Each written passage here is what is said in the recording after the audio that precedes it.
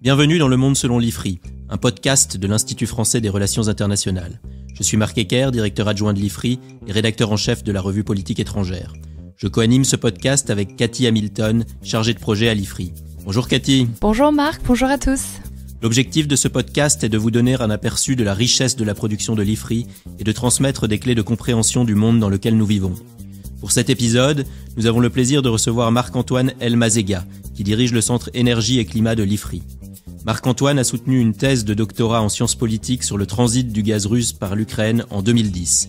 Il a ensuite travaillé pendant 6 ans à l'Agence internationale de l'énergie avant de rejoindre l'IFRI, où il publie régulièrement sur les questions liées à la transition énergétique. Sa dernière étude, coécrite avec Diana Paula-Gerasim et publiée en janvier 2024, porte sur les adaptations possibles du Pacte vert pour l'Europe, le fameux Green Deal, au choc géopolitique. Les publications du Centre Énergie et Climat de l'IFRI analysent notamment les réglementations européennes avec une grande précision.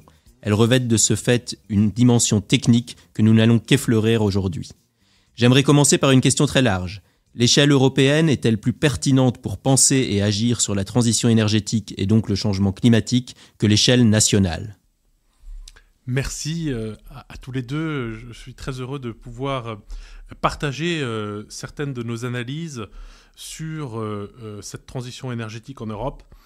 Alors, peut-être pour commencer, la transition, en fait, il n'y a pas un seul modèle de transition, il y a plusieurs transitions. Il n'y a pas une trajectoire qui serait parfaite et d'autres qui seraient moins bonnes. Évidemment, chaque trajectoire est spécifique aux contraintes locales, nationales, régionales, etc. Toutes les échelles d'action pour préserver le climat sont bonnes. L'échelle micro-individuelle, l'échelle territoriale, les villes, les villages, l'échelle évidemment régionale, supra-régionale, les grandes régions, par exemple celle du Rhin, ou qui d'ailleurs rassemble aussi des États qui ne sont pas tous dans l'Union européenne, par exemple la Suisse. Et puis évidemment l'échelon européen et au-delà, en Europe, on travaille évidemment avec le Norvège, le Royaume-Uni, etc. Là où il y a évidemment une spécificité, c'est qu'en Europe, nous avons le marché unique et que c'est un ensemble de règles qui s'appliquent à toutes et tous, entreprises, citoyens particuliers, etc.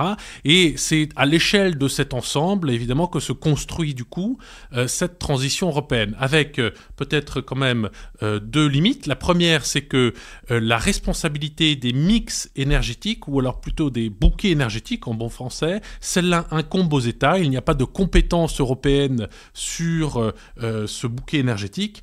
Et la deuxième, c'est que donc l'enjeu pour l'Europe, c'est de coordonner ces politiques et pour éviter des différences de rythme, pour éviter une fragmentation, pour éviter des choses qui sont incompatibles. Mais tout le grand enjeu, c'est quand même de faire travailler ensemble des pays qui restent souverains sur leurs choix nationaux. Et donc, pour caricaturer, ça donne une tendance à préférer le nucléaire en France et une tendance à préférer les énergies renouvelables en Allemagne. Et est-ce que vous pourrez revenir sur la genèse du Green Deal et sur ses différentes composantes ? Le Green Deal a été énoncé il y a plus de 4 ans, sur la période septembre à décembre 2019, après les élections européennes de juin 2019. Élections qui, dans le contexte actuel, sont intéressantes parce qu'on prévoyait avant les élections une montée des forces populistes, de gauche comme de droite, et finalement, les élections ont donné l'avantage aux partis qui prônaient une accélération de l'effort sur les transitions énergétiques et qui parlaient du climat plutôt que les autres. Donc ça, c'était la surprise, et la présidente de la Commission, Ursula von der Leyen, se lance dans ce projet, le Green Deal, qui est en fait une grande stratégie de décarbonation accélérée de l'Union européenne, qui a pour particularité de viser, et en cela c'est exceptionnel, c'est jamais vu en fait à l'échelle planétaire, dans le reste du monde, on a des politiques sectorielles, et jusqu'à présent, l'Union européenne avait des politiques sectorielles, par exemple sur l'efficacité énergétique, par exemple sur les énergies renouvelables. Mais pour la première fois, on vise, à travers un paquet de mesures qui étaient encore à définir, mais on vise l'ensemble des gaz à effet de serre, donc pas juste le CO2, mais l'ensemble, et il y en a un certain nombre qui sont très évidemment dommageables pour l'environnement. On vise l'ensemble des dégradations environnementales, et au lieu de ne se contenter d'agir que sur l'un ou l'autre élément de politique publique, on vise à finalement créer une cohérence dans l'ensemble et à agir sur tous les fronts.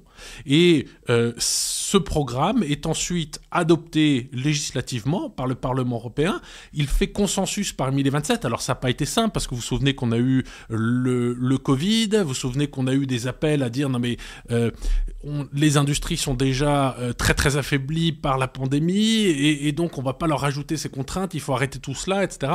Donc ce petit discours qu'on entend actuellement, on l'avait déjà entendu là, mais le Green Deal a survécu. Il est devenu un élément central des plans de relance communautaires qui ont été mis en place, et il a ensuite été donc ancré dans la législation européenne avec l'objectif de 2030 de moins 55% d'émissions de gaz à effet de serre par rapport à 1990. Là, on était à peu près un peu plus de 36% de baisse, donc il faut rajouter 18-20 points de baisse, c'est quand même considérable en 7 ans. Et puis 2050, la neutralité climatique, ça ne veut pas dire qu'il ne restera pas d'émissions, mais ça veut dire que toutes les émissions qui restent devront être compensées. Et on pense par exemple aux solutions négatives comme l'absorption dans les océans, dans les forêts, ou par des techniques d'ingénierie. On va revenir plus spécifiquement sur les chocs géopolitiques qui ont eu lieu depuis 2019, donc le lancement de ce Green Deal. Vous avez mentionné le premier qui est le Covid, la pandémie, en 2020. Est-ce que vous pouvez nous détailler l'impact ou les impacts même indirects de cette pandémie sur la mise en œuvre du Green Deal? On pense évidemment à la hausse de l'endettement public, et vous avez mentionné dans vos publications passées le mur de l'endettement, le mur des investissements surtout qu'il faut pour assurer cette transition énergétique. Mais au-delà de cette question de l'endettement et des investissements, quel a été donc l'impact du Covid sur cette transition énergétique ? Je dirais que, peut-être juste pour reprendre un peu le fil de la question précédente, c'est vrai que à chaque fois qu'il y a une crise, il y a un tiraillement entre ceux qui appellent à mettre la pédale sur le frein et ceux qui, au contraire, appellent à redoubler d'efforts.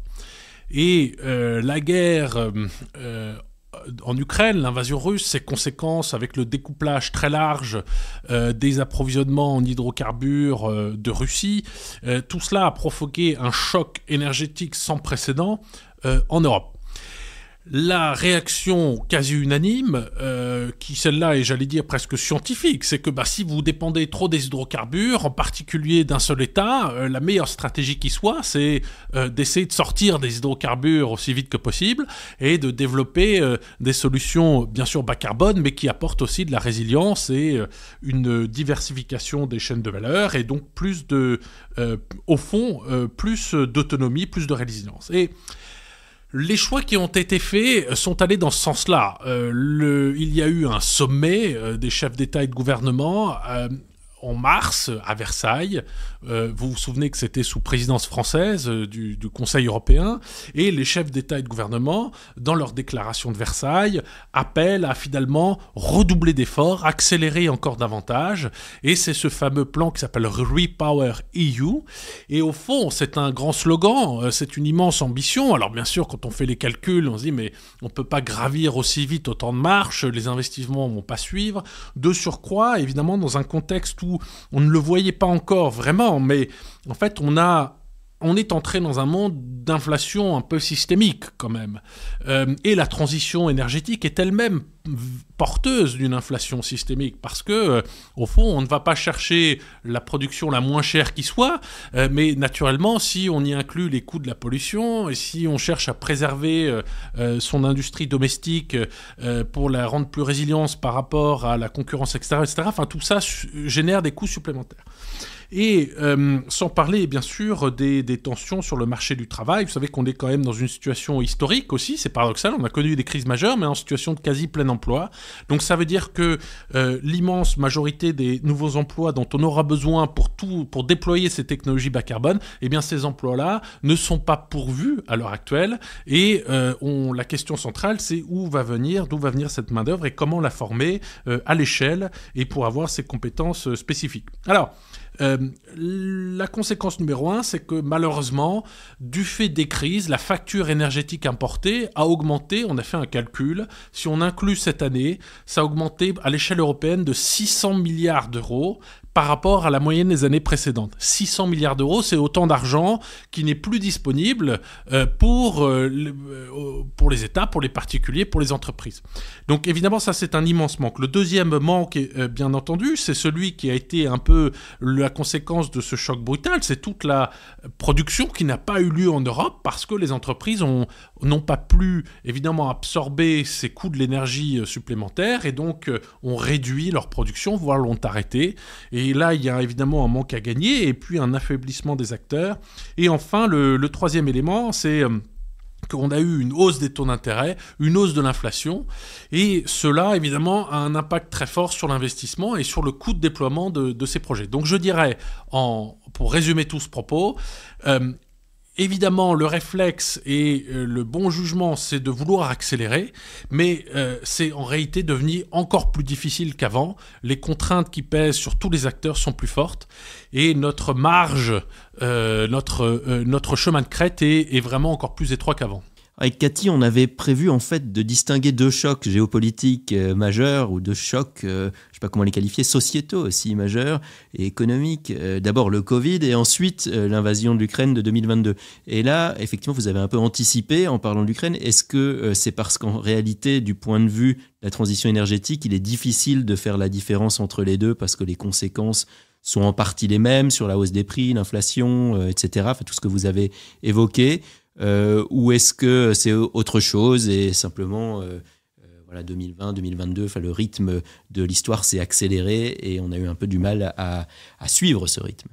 Je dirais que c'est en réalité 2020, donc la pandémie vient renforcer un certain nombre de facteurs que l'on voyait déjà et vient entretenir et renforcer encore la crise énergétique et les chocs que l'on a eus ensuite. Je m'explique. Par exemple, donc là, 2021, relance de l'économie chinoise, les chaînes de valeur se tendent, le coût du transport maritime explose. On voit un certain nombre de composants des chaînes de valeur qui sont essentiels, qui n'arrivent plus dans les usines. On a les industries automobiles européennes qui, en grande partie, ont des capacités de production réduites, voire sont à l'arrêt, des chaînes entières à l'arrêt. Et là, on voit en fait déjà les choses se tendre. Et une inflation de fait qui s'enracine en réalité. Ensuite, on voit les prix du gaz qui commencent à remonter à partir du mois de mai-juin 2021. Et cette remontée se poursuit parce qu'en fait les Russes sous-approvisionnent le marché européen. Alors il n'y a pas de violation contractuelle à l'époque, c'était dans le cadre des contrats, mais c'était très inhabituel.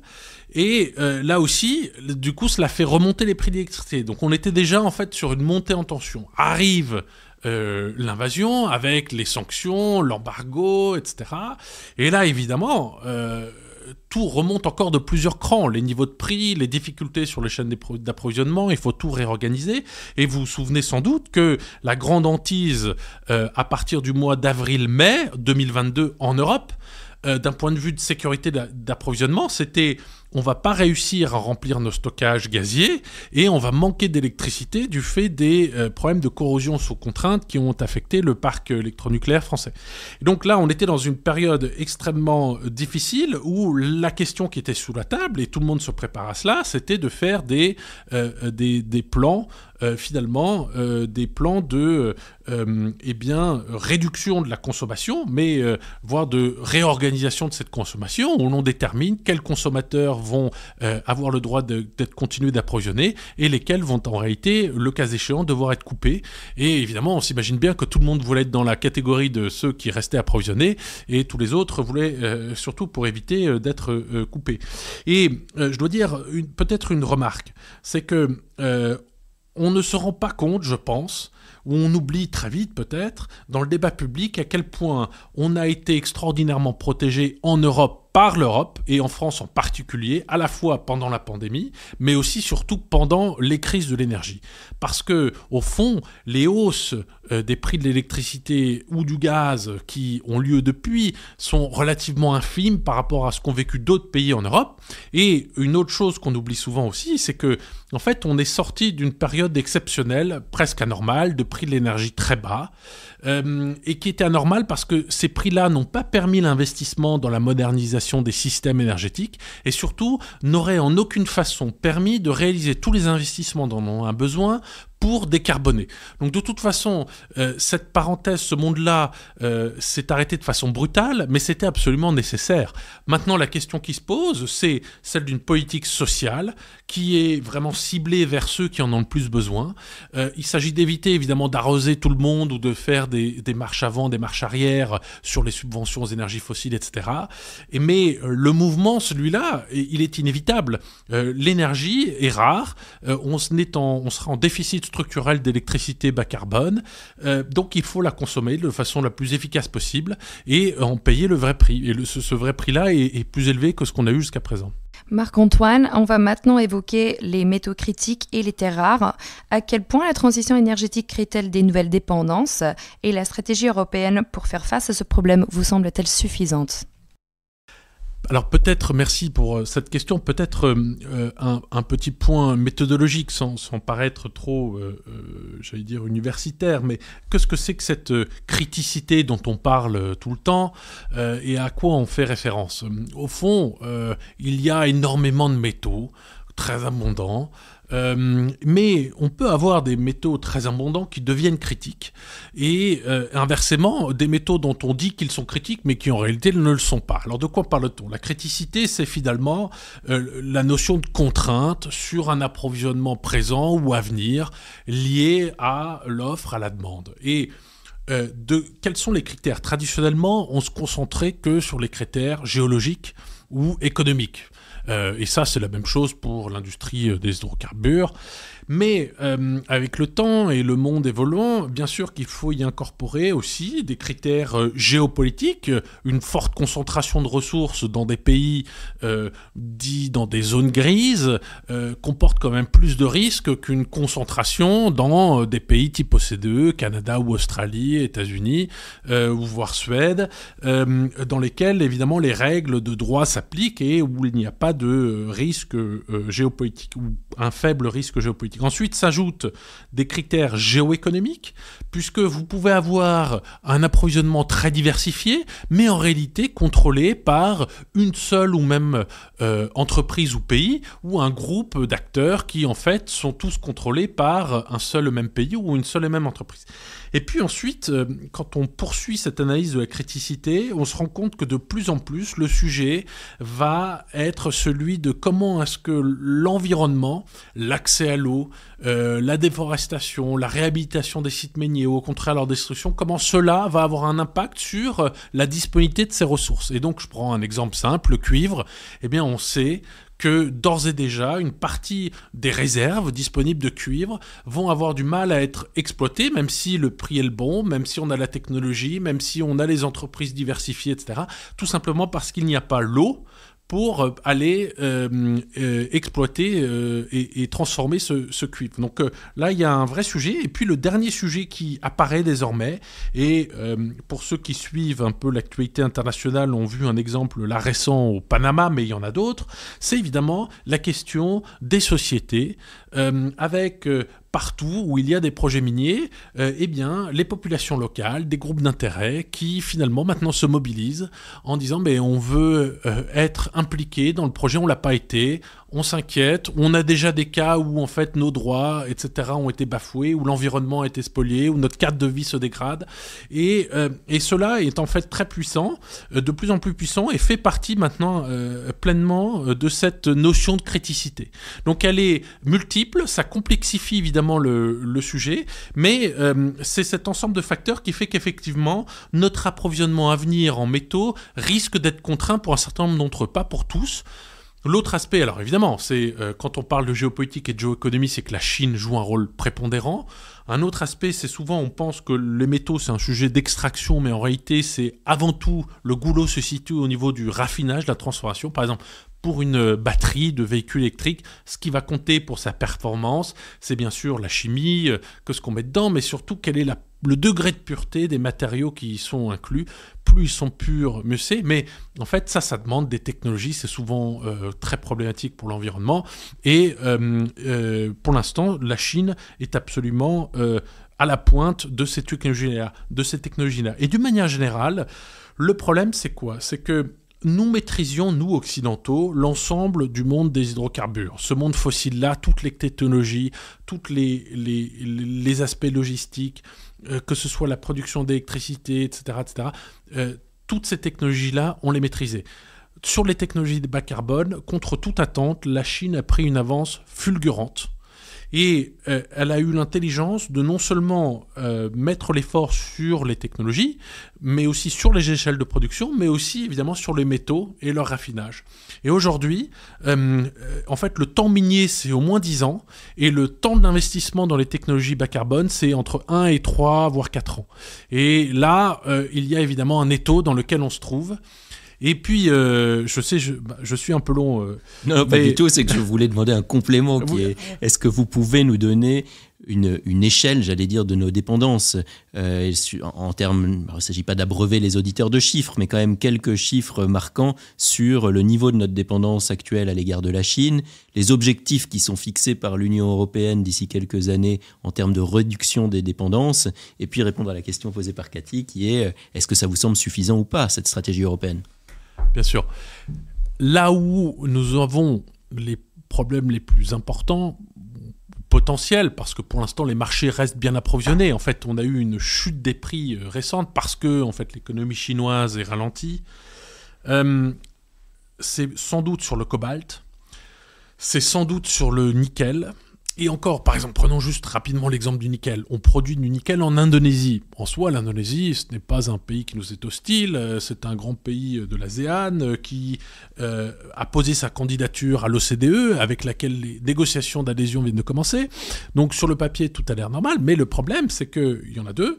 Un, ce sont pour l'essentiel des entreprises chinoises qui développent le cobalt en Indonésie et qui raffinent le cobalt de qualité batterie. Et deuxième problème, le mix électrique de l'Indonésie est très largement dépendant du charbon, donc l'empreinte carbone de cette production de nickel est très mauvaise.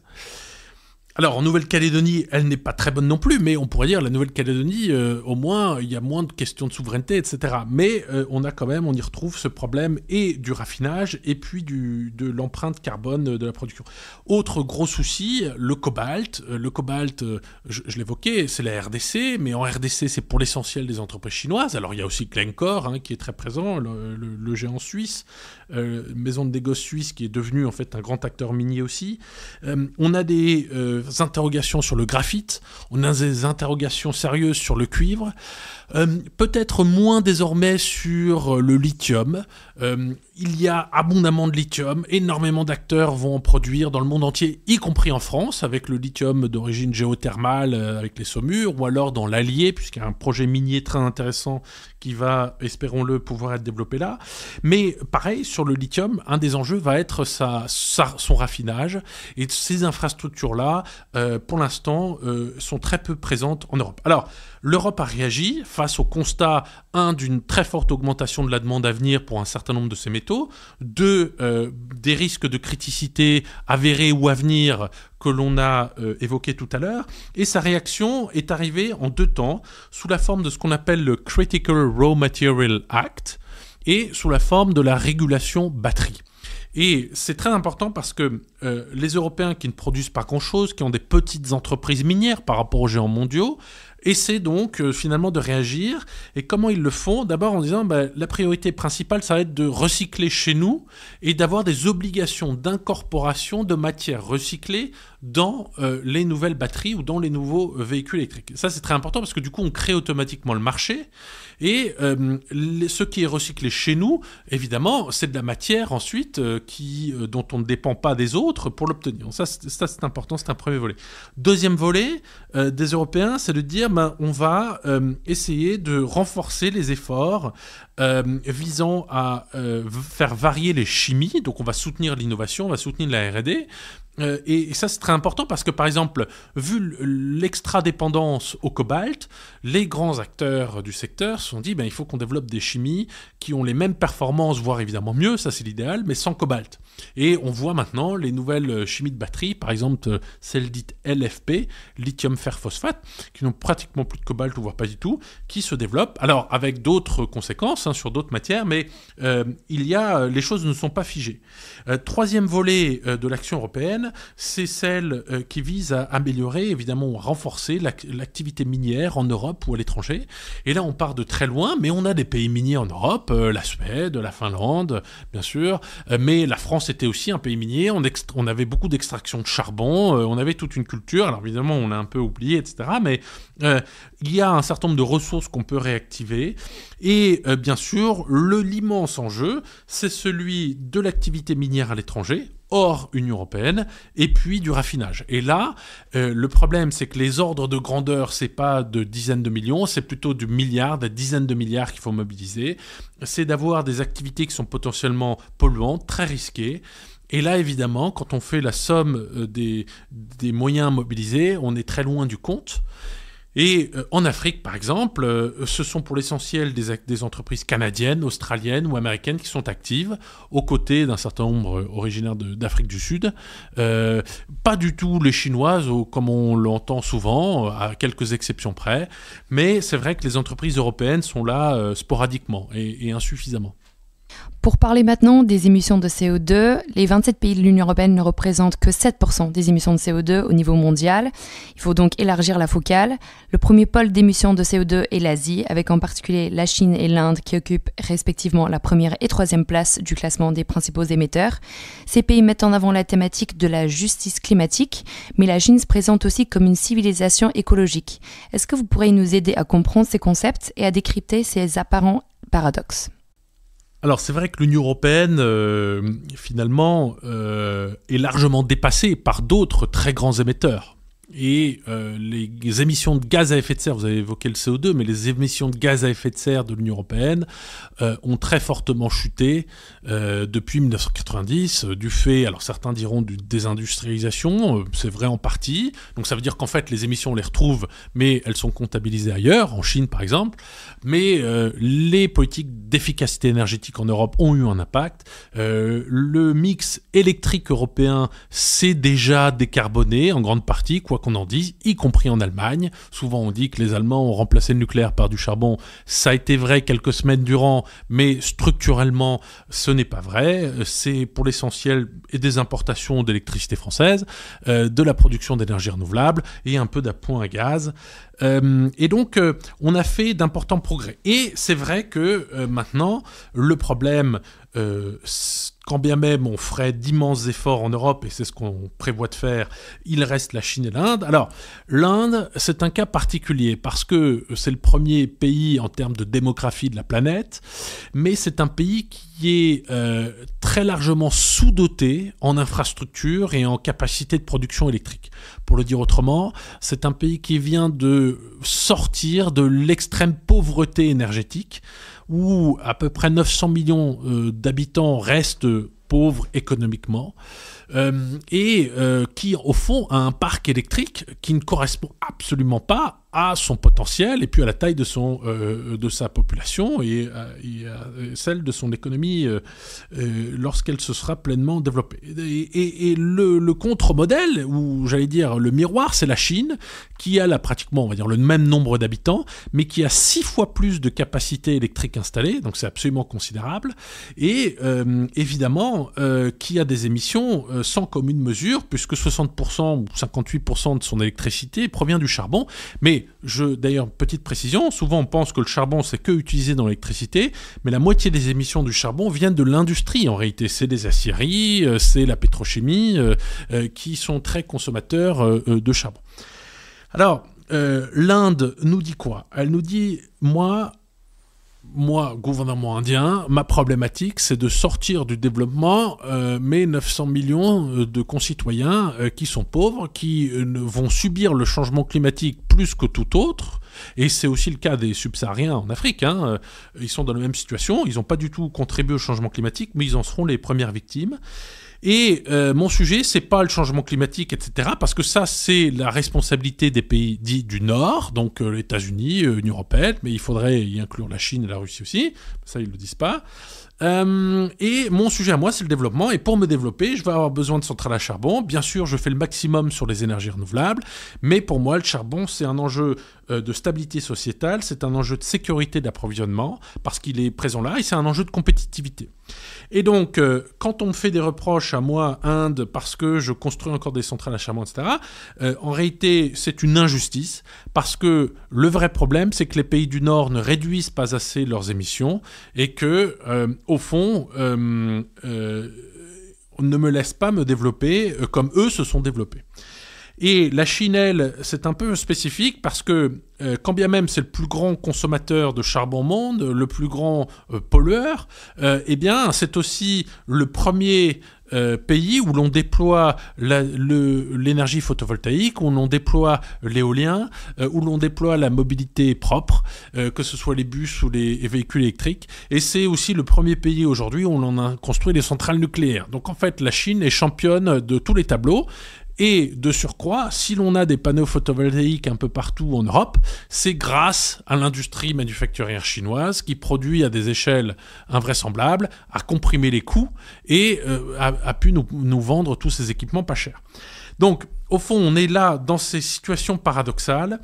Et pour vous donner un peu quand même un peu d'optimisme, des raisons d'être optimiste, c'est que je pense que quand même l'effondrement des prix du photovoltaïque, cette insertion dans les systèmes électriques qui atteint des proportions que personne n'envisageait encore, c'est-à-dire que tous les ans on bat le record précédent et tout le monde est toujours battu sur les prévisions de déploiement. Donc ça c'est quand même extraordinaire et c'est le cas évidemment en Chine mais aussi en Inde. Donc on voit quand même là qu'on va pouvoir sauter certaines étapes. Je pense que les centrales à charbon seront beaucoup moins utilisées, donc quand bien même on en construit des nouvelles, on va pouvoir fermer des très vieilles qui sont moins efficaces, et leurs facteurs d'utilisation vont se réduire.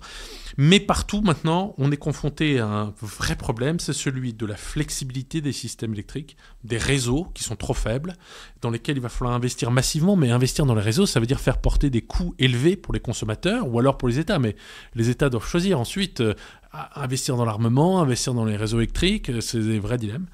Et troisième problème qu'on avait, c'est que notre grande source de flexibilité pour l'électricité, c'est la technologie ou les centrales hydroélectriques. Celles-là sont de moins en moins fiables parce qu'on a, avec évidemment les aléas climatiques, de moins en moins de prévisibilité et de plus en plus de variabilité sur les rythmes de pluie et donc le remplissage des barrages, etc. Et pour le dire autrement, quand les barrages sont plus remplis, eh bien, qu'est-ce qu'on fait ? On brûle plus de charbon, on importe plus de gaz, ou alors dans les cas extrêmes, eh bien, il faut procéder à des restrictions d'utilisation. Et en Chine, ils n'hésitent pas à le faire, puisque dans un certain nombre de provinces, on coupe tout simplement la fourniture électrique, même en hiver, quand les choses sont trop tendues. Bien, voyons voir si la dernière question nous permet de rester optimiste. On a parlé donc de la Chine et de l'Inde. Les États-Unis complètent le podium des plus gros émetteurs de CO2. Est-ce que vous pouvez nous parler un peu de la trajectoire des États-Unis en matière de transition énergétique ? Et puis, on ne peut pas éviter, évidemment, le sujet Donald Trump, puisqu'il y a les élections américaines à la fin de l'année et que pour le moment, Donald Trump est donné vainqueur, même s'il faut évidemment rester très prudent. On se souvient que Trump avait retiré les États-Unis de l'accord de Paris. Donc, quelle est votre analyse de cette perspective ? Les États-Unis sont, pour nous, pendant longtemps en tout cas, on les regardait en se disant mais effectivement c'est un peu le climate spoiler, le pays qui vient saper nos efforts, qui est dans le camp occidental, donc c'était souvent très gênant parce que face à la Chine, face à l'Inde, finalement il fragmentait nos efforts. Et tout d'un coup, en fait, ce qui s'est passé aux États-Unis, c'est le marché. Et ce sont les progrès technologiques qui ont propulsé le gaz, la production de gaz et son utilisation dans le secteur électrique à des niveaux jamais atteints, que personne n'avait vu venir là, et qui ont permis du coup deux choses, c'est de sortir une partie du charbon. Il y avait énormément de production d'électricité au charbon aux États-Unis et celle-là s'est naturellement réduite, et en même temps d'apporter beaucoup de flexibilité au système électrique américain. Et donc, de par ce fait-là, les émissions de CO2 ont commencé à se réduire aux États-Unis, même sous Trump. Quoi que Trump voulait faire avec la résurrection du charbon, etc., ce mouvement-là était irréversible. La deuxième chose, c'est que est arrivé l'Inflation Reduction Act, et auparavant un certain nombre d'autres dispositions comme le Infrastructure Bill qui ont mobilisé des moyens budgétaires et fiscaux sans précédent pour favoriser... Alors ça c'est quelque chose dont on n'a pas vraiment l'habitude en Europe, mais nous en Europe, qu'est-ce qu'on fait ? On se fixe des objectifs très très très ambitieux et ensuite on se demande quand on va y arriver. Aux États-Unis on ne fait pas du tout ça. Aux États-Unis on se dit... quels sont nos atouts industriels et technologiques ? Où est-ce qu'on a besoin d'emplois ? Où est-ce qu'il n'y en a pas ? Quels moyens peut-on mobiliser ? Où est-ce qu'on peut aller ? Et puis ensuite, on verra éventuellement si on se fixe des objectifs. Et du coup, aux États-Unis, on a dit notre objectif, c'est de créer des chaînes de valeur, des technologies bas carbone qui soient résilientes, parce qu'on ne va pas imposer la mobilité électrique si on doit tout importer de Chine, je caricature, mais en gros. Et on va faire ça aux États-Unis et on va du coup créer de l'emploi pour les Américains. Vous vous souvenez qu'une partie de l'explication qui avait été donnée de l'élection de Trump, c'est qu'on n'a pas vu finalement ce déclassement d'une partie des classes moyennes et cette fragilisation du fait de la globalisation avec l'entrée de la Chine après 2001 dans l'OMC. Bon. Et au fond, les États-Unis sont en train de connaître un essor du secteur manufacturier sans précédent, alors qu'en Europe, il est en érosion. Alors là aussi, il faut regarder dans les détails, parce que c'est pas systématique, même en Italie du Nord, ça se maintient un peu, etc. Mais en tout cas, aux États-Unis, il y a un mouvement très clair, et on est en train, effectivement, de réindustrialiser un certain nombre de technologies bas carbone. D'ailleurs, en passant, c'est aussi inflationniste, parce que ça coûte plus cher de fabriquer des panneaux photovoltaïques aux États-Unis plutôt que de les importer en Chine. Ça pose la question des biens sur lesquels il faut un protectionnisme et pour d'autres où au contraire ça serait néfaste à l'économie. Mais dans l'ensemble, disons que ce mouvement est amorcé. Ils connaissent quand même un certain nombre de difficultés structurelles. Il y a un réseau électrique extraordinairement vieillissant aux États-Unis. Il faut investir massivement là-dedans. C'est très peu interconnecté. Vous avez des grandes difficultés de coopération entre États. Évidemment, il y a des tensions sur la main-d'œuvre. Eux aussi ont des soucis pour finalement rendre leur chaîne de valeur des métaux plus résilientes. Tout cela prend beaucoup de temps. Donc, dans l'ensemble, je dirais qu'ils avancent dans leur décarbonation, mais il y a quand même un certain nombre de problèmes. Par exemple, je l'évoquais au tout début de notre entretien, si l'on part du critère des émissions de CO2, oui, il y a une nette baisse. Si on prend l'ensemble des émissions de gaz à effet de serre et qu'on inclut là-dedans les émissions fugitives de méthane, en réalité, il y a un vrai problème aux États-Unis parce qu'il y a énormément de fuites de méthane dans leur industrie des hydrocarbures. L'administration Biden essaie de faire des choses contre, mais l'industrie est très puissante et au fond, les choses n'avancent pas aussi vite qu'il ne le faudrait, puisque je rappelle que le pouvoir de réchauffement du métal est largement supérieur. Sur le temps court, c'est 80 fois pire que le CO2. Et là, ça coince sérieusement. Et là, il faut s'inquiéter si Trump est élu, je pense, pour effectivement la mise en œuvre de cela, même si certains disent les grands groupes qui opèrent à l'échelle mondiale feront les efforts. Mais en réalité, l'industrie est quand même très largement tirée par des centaines de petits acteurs qui, eux, se réjouiront de ne pas avoir à faire d'efforts financiers pour, en gros, boucher les fuites. Et dernier point, sur l'Inflation Reduction Act, il semblerait quand même que cet effort de résilience industrielle soit poursuivi. Est-ce que Trump quittera l'accord de Paris ? Est-ce qu'un président Trump quitterait à nouveau l'accord de Paris ? Peut-être. Après, il peut aussi prendre le parti de dire que tout ça, de toute façon, is worth nothing, et que donc autant y rester. Cela dit, un chiffre quand même, ou en tout cas un fait, qui est indéniable et auquel les républicains comme les démocrates auxquels ils ne peuvent échapper, c'est le fait qu'une partie grandissante en tout cas du parc immobilier et de plus en plus économique américain n'est plus assuré. Et c'est pas comme si les assureurs donnaient aux gens envoyaient des lettres en disant c'est plus 50% votre cotisation annuelle parce que les risques augmentent et ça. Non, c'est du jour au lendemain, vous n'êtes plus assuré. Et ça, en termes de coûts macroéconomiques, c'est une bombe potentielle. Et donc ça veut dire que tout comme le gouvernement chinois, qui est très préoccupé par les dérèglements climatiques. On a vu des inondations épouvantables toucher Pékin, etc. Le gouvernement Trump sera aussi forcé finalement d'être confronté à cela et de faire le constat que il faut agir face à ces désastres à venir. Je me disais bien qu'on ne pourrait pas terminer sur une note optimiste, mais bon, on essaiera de faire mieux la prochaine fois. Marc-Antoine Elmazega, merci beaucoup d'avoir participé à ce podcast. Chers auditeurs, n'hésitez pas à vous abonner au Monde selon l'IFRI sur votre plateforme préférée et à suivre l'Institut français des relations internationales sur les réseaux sociaux. À bientôt pour un prochain épisode.